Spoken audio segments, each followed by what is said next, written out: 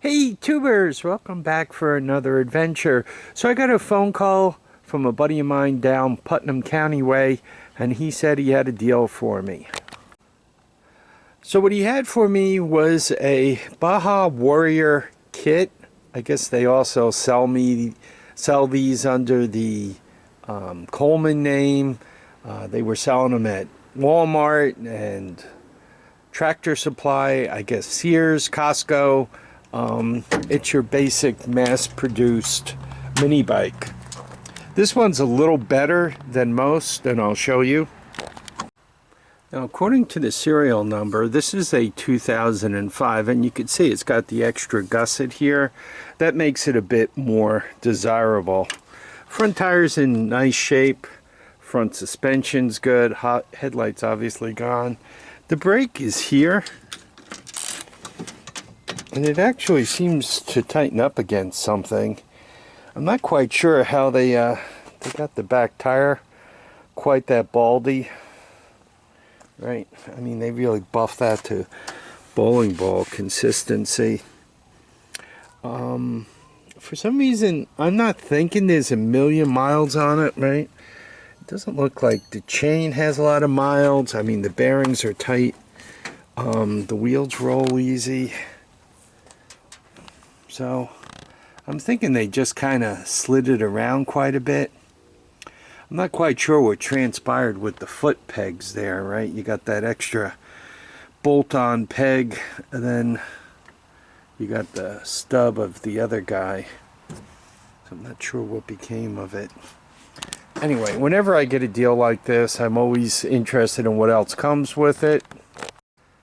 This thing came with 3 extra things. It came with this Tecumseh Engine, Power Sport Tecumseh.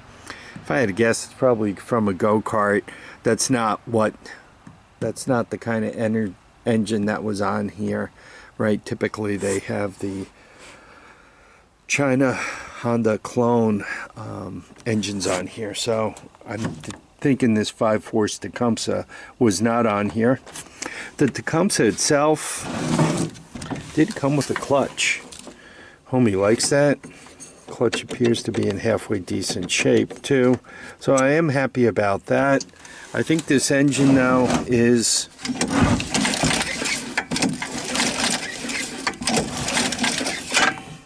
he seemed to indicate he thought it was a stuck valve. I'm wondering if one of the these things have push rods and they have rockers in them. Oh wait, it's overhead. Yeah, it's overhead valve. So I believe this is push rod with rockers. I wouldn't be surprised if one of the rockers didn't let go. That's kind of common on these, but we'll have to take it apart to find out why she has no compression, and we'll do that in another video. So I got one clutch there. It also came with this second clutch, right?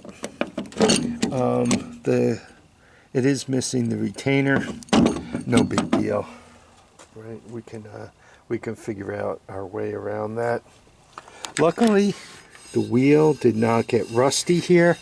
If you're out picking these things up, you want to be able to put things back together again. Now, he said something. I mean, that all looks in halfway decent shape. I got the idea he was saying that there might have been a problem getting that loose. I would be surprised about that. I'm thinking a little PB blaster and they'll come right off. Anyway, if you guys regularly watch the Horde, you realize this is not my first Baja Warrior. Picked this one up at the car show in Rhinebeck. Oh, no, not the car show in Rhinebeck. This came from the Hudson auction. And I think my buddy actually won the auction for me. I wasn't there. I was looking at some other stuff, bidding on some other stuff. But I think he paid $85 for it. And the nice thing, if you take a quick look at it, right, if I steal a tire off of this, the engine, a seat, or vice versa, right? Suddenly this thing's alive. I have $85 tied up in this one, and the one I just picked up today, I paid $60 for. So that kind of gives you guys an idea of what I'm paying for them. I'm sure in the comments there'll be the comment, oh, I buy them, you know, $20 each. I can get them by the dozen. Yeah, that's pretty cool. Get me a dozen. Or, you know, I pay $150, $200 for just a frame.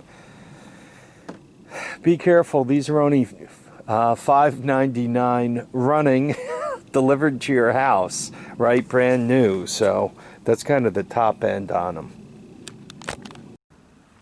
So I'm happy to discover that the tire size is 7.00 by 8, and it just so happens this entire stack is 700 by 8, right? 8-inch rim. So what? Hopefully I'll be able to bolt one of these right to the brake drum, or pop one of these loose and keep it alive such that I can put it on that rim. That'll be a quick $50 savings. So now the question comes up, what am I going to do with it? It's really in pretty decent shape. The frame, seat, fenders, right? Nothing really bent up, loose, nothing in really nasty shape. So that's good. Obviously I got to replace the back tire to turn it into a roller. Now about the engine, I like, on these things, I like the torque converter.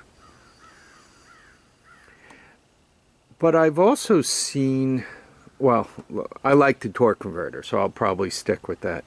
I've seen folks where they take that 6.5 horsepower engine, the one that normally comes on these, and they really, they get the governor out of there and all the assorted stuff that goes with the governor, so that when you really wing it up, it doesn't throw the weights.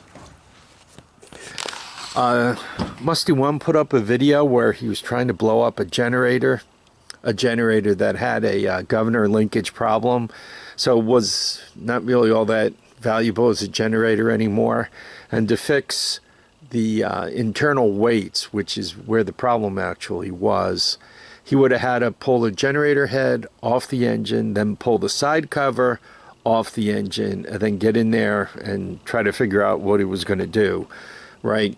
So he just said, the heck with it. I got the generator dirt cheap. I'm going to see what it takes to blow it up, blow the engine up. And he had that engine running wide open, just screaming, and the engine didn't let go. I mean, he had that thing there just wide open screaming. Then he dumped the oil and started it up and let it scream. He let that thing scream for quite a while before it finally seized up. I think it seized up. I don't think it threw the rod. Though it was making bad sounds, so threw a rod, seized up, whatever. Dump the oil, they don't last long.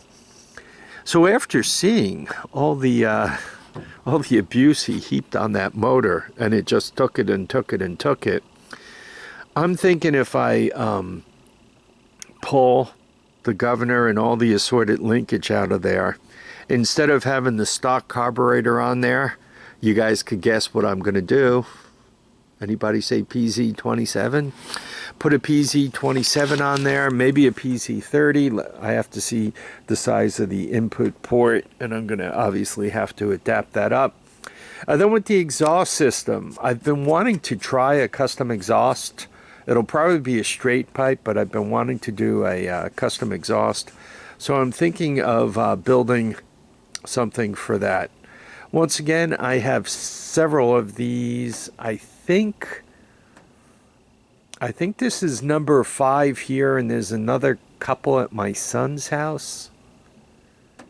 Or number 4 here, and there's 2 more there. So I have 6, 7, 8 of these. And I think I'd really like to try that, right? Once again, go with the torque converter. Go with really wild clutch, get rid of the governor, straight pipe it, and get it out there and see what the thing will do. Probably would have to move to where my son lives, around here, if I really let loose on one of these things, right? I'm running it up and down the road at 50 miles per hour. The cops would have a field day with me, and I no longer have a driver's license.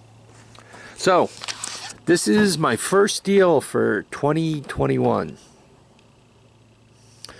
By the way, I'm not beyond if somebody contacts me with an unbelievable trade of possibly working something out with that.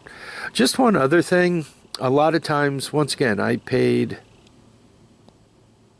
80 for this. I didn't pay 60. I paid 80 for this. Some of you might say that's a little much. Remember, one makes deals for more than one reason. The first reason why you make a deal is that you're getting one heck of a deal. The second reason why you make a deal is for future deals or future connections or future something, right? I don't look at a deal as if it's stagnant, right? That this is just one deal. I know my buddy down there in Putnam County, he'll work and find me something else. Also, he's a young guy with a good back, and I might even hire him to do a little work around here, help me move some of the heavier objects about. He's also interested in trading some of the hoard for some of his labor, so we could work something out with that, right? So that works for me. So remember, whenever you buy something, unless it's a one-of-a-kind deal, like when you go to a dealership, you really, as you're trading amongst other people in this thing, you're really working on setting yourself up for all the future deals. If I bought this thing and let's say I needed a seat, right? You really want to have connections to be able to acquire that seat, right? Now that there's kind of a stack of Ford tires out back there, 3 out of the 4 are good, one of them's no good, right?